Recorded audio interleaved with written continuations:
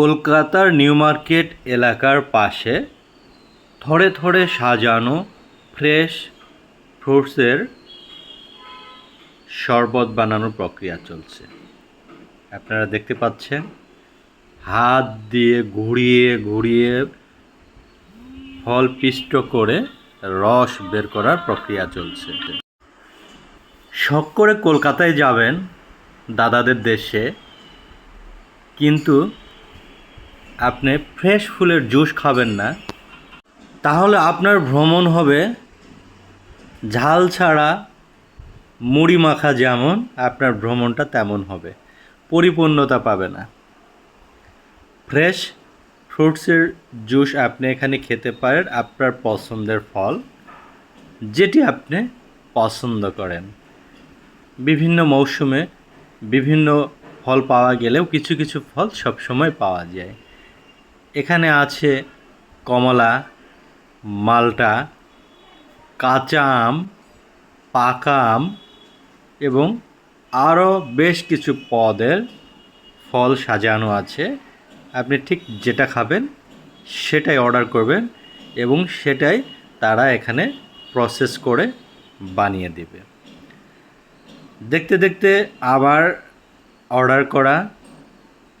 প্রথমে mango juice খাওয়ার ইচ্ছা ছিল, অর্ডার করা ম্যাঙ্গো জুসটি হয়তো প্রসেসিং হয়ে গেছে, কিছুক্ষণের মধ্যে পাবো, এরপর বলতে পারবো এটির টেস্ট কেমন।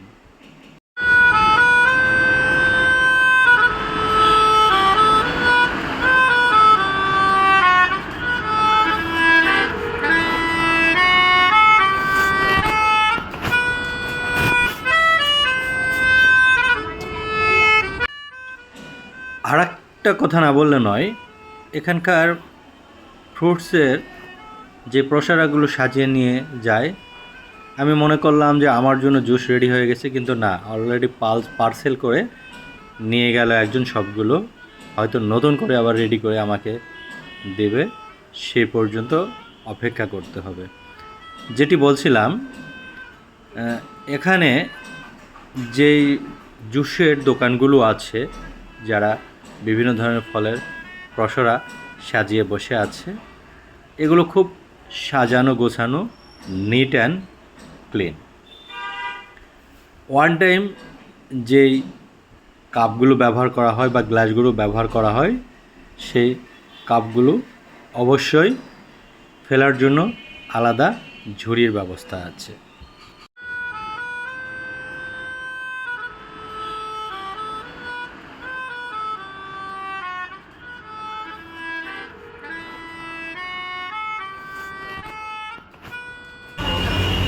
মালটা কত করে দাদা?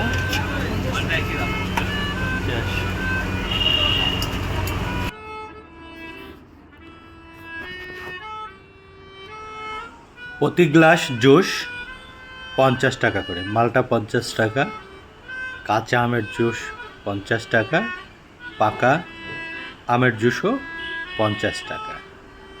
আনার বা ডালিমের জুসের হয়তো দাম একটু বেশি, আমার মনে ছিল না বলার, এখন মনে হলো, জিজ্ঞেস করার দরকার ছিল। আচ্ছা, যাই হোক, যারা ঠান্ডা খেতে ভালোবাসে বা ঠান্ডা খেতে চান, তারা আইস মিশিয়ে জুসগুলো খেতে পারেন। আর যারা ঠান্ডা পছন্দ করে না, যাদের বিভিন্ন ধরনের গলার সমস্যা থাকে, তারা আইস ছাড়া নর্মাল যে জুস সেটিও খেতে পারেন। আমি খেলাম, আমার কাছে মোটামুটি টেস্টফুল মনে হয়েছে। প্রথমে কাঁচা আমের জুস খাওয়ার পরে আরেকটি মাল্টার জুস খাওয়ার ইচ্ছে হলো, তাই দাদাকে বললাম আর একটা মাল্টার জুস বানিয়ে দিতে। দাদা মাল্টার জুস বানানোর প্রসেস করতেছে, সেই পর্যন্ত আমি অপেক্ষায় আছি। মাল্টার জুস খাবো, এরপর এই ফ্রুটসের দোকান ছেড়ে হয়তো সামনে চলে যাব।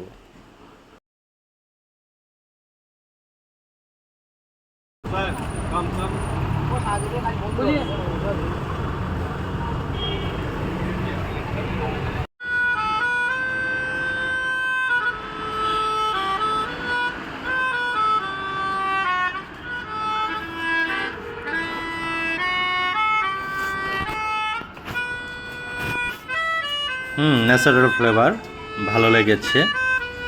এরপর আমি এক পা দু পা করে সামনে যাচ্ছি কলকাতার নিউ মার্কেট রাস্তায় আর কি পাওয়া যায় দেখার জন্য।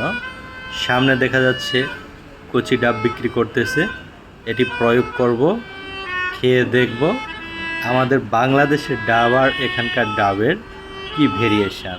ওটিও ডাব, এটিও ডাব। এই ডাবগুলোর মজা অন্য একটি ভিডিওতে আমি তুলে ধরব।